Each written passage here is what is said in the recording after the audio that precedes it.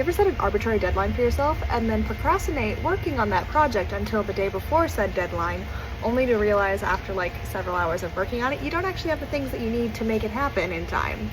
And then you have to like pivot and do something completely new with significantly less time than originally allotted. Because that's what we're doing. Week 5 of my sewing project plan quest thing. We're making a skirt now.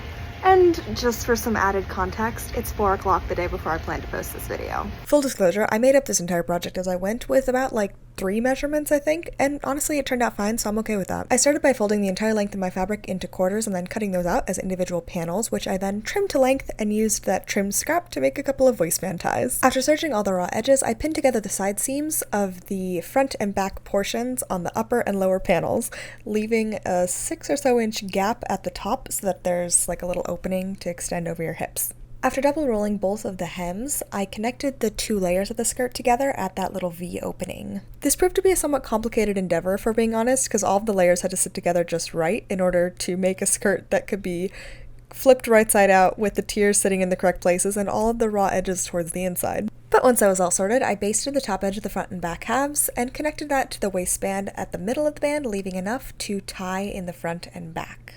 And with that, the skirt was sorted. But the thing is, it left kind of an awkward amount of waste fabric, and the whole point of this process is getting rid of all the extra fabric that I have. So naturally, after finishing this light and floaty, super cute tiered chiffon skirt at around 8 o'clock last night, I put the rest of the scraps to work and made this little top, which can be worn open or like loosely tied, or tied tight around the back like a proper wrap top. So in summary, with 5 hours of work tops and a few yards of scrap fabric that I got for super cheap at a bargain store, I made a skirt, a shirt, and a headband. What do you think?